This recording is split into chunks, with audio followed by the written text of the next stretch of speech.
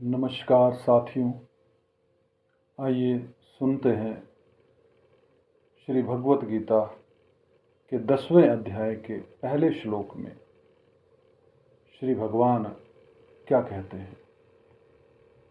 हे महाभाव अर्जुन, मेरे परम वचन को तुम फिर भी सुनो, जिसे मैं मुझ में अत्यंत प्रेम रखने वाले तुम्हारे लिए हित की कामना से कहूँगा। श्लोक 2।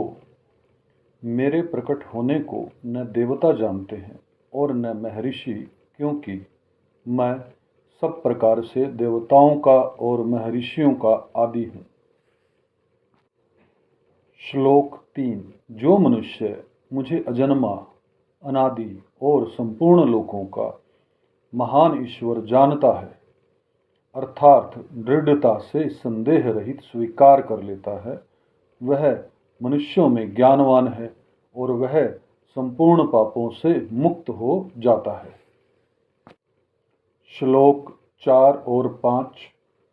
बुद्धि, ज्ञान, असम्मोह, क्षमा, सत्य, दम, शम तथा सुख दुख, उत्पत्ति, विनाश, भय, अभय और अहिंसा, समता, संतोष, तप, दान, यश और अपयश, प्राणियों के ये अनेक प्रकार के अलग अलग 20 भाव मुझसे ही होते हैं।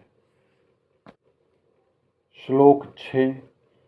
7 महर्षि और उनसे भी पहले होने वाले 4 सनकादिक तथा 14 मनु, ये सब के सब मेरे मन से पैदा हुए हैं और मुझ में भाव, श्रद्धा, भक्ति रखने वाले, जिनकी संसार में यह संपूर्ण प्रजा है।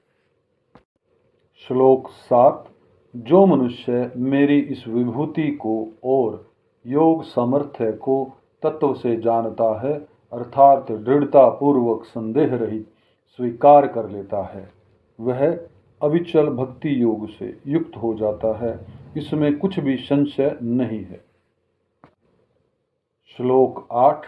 मैं संसार मात्र का प्रभव मूल कारण हूँ और मुझसे ही सारा संसार प्रवृत्त हो रहा है, अर्थात चेष्टा कर रहा है।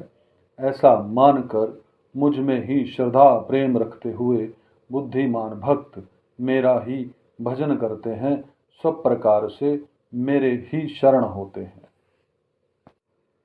मुझ में चित्त वाले, मुझ में प्राणों को अर्पण करने वाले भक्तजन आपस में मेरे गुण, प्रभाव आदि को जानते हुए और उनका कथन करते हुए नित्य निरंतर संतुष्ट रहते हैं और मुझ में ही प्रेम करते हैं। श्लोक 10। उन नित्य निरंतर मुझ में लगे हुए और प्रेम पूर्वक मेरा भजन करने वाले भक्तों को मैं वह बुद्धि योग देता हूँ, जिससे उनको मेरी प्राप्ति हो जाती है। श्लोक 11। उन भक्तों पर कृपा करने के लिए ही उनके स्वरूप होने पर में रहने वाला मैं उनके अज्ञानजन्य अंधकार को दीप्यमान ज्ञान रूप दीपक के द्वारा नष्ट कर देता हूँ। श्लोक 12 और 13 में अर्जुन कहते हैं, परम ब्रह्मा, परम धाम और महान पवित्र आप ही हैं। आप शाश्वत, दिव्य, पुरुष आदि देव, अजन्मा, सर्वव्यापक हैं। ऐसा आपको सब के सब ऋषि, देव ऋषि, नारद, असित, देवल तथा व्यास कहते हैं और स्वयं आप भी मेरे प्रति कहते हैं। श्लोक 14। हे केशव, मुझसे आप जो कुछ कह रहे हैं यह सब मैं सत्य मानता हूँ। हे भगवान, आपके प्रकट होने को न तो देवता जानते हैं और न दानव ही जानते हैं। श्लोक 15। हे भूत भावन, हे भूतेश, हे देवदेव, हे जगतपते, हे पुरुषोत्तम, आप स्वयं ही अपने आप से अपने आप को जानते हैं। श्लोक 16। इसलिए जिन विभूतियों से आप इन संपूर्ण लोकों को व्याप्त करके स्थित हैं, उन सभी अपनी दिव्य विभूतियों का संपूर्णता से वर्णन करने में आप ही समर्थ हैं। श्लोक 17। हे योगिन, निरंतर सांगोपांग चिंतन करता हुआ मैं आपको कैसे जानूं, और हे भगवान, किन किन भावों में आप मेरे द्वारा चिंतन किए जा सकते हैं, अर्थात किन किन भावों में मैं आपका चिंतन करूं। श्लोक 18। हे जनार्दन, आप अपने योग सामर्थ्य को और विभूतियों को विस्तार से फिर कहिए, क्योंकि आपके अमृतमय वचन सुनते सुनते मेरी तृप्ति नहीं हो रही है।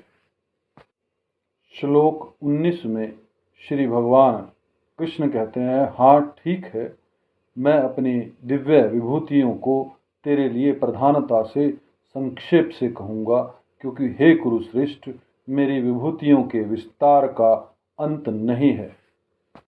श्लोक 20। हे नींद को जीतने वाले अर्जुन, संपूर्ण प्राणियों के आदि मध्य तथा अंत में मैं ही हूँ, और संपूर्ण प्राणियों के अंतःकरण हृदय में स्थित आत्मा भी मैं ही हूँ। साथियों, इसी के साथ इस वीडियो का समापन करते हैं। भगवान श्री से प्रार्थना है कि आपके जीवन में सदैव आनंद रहे। जय श्री कृष्ण।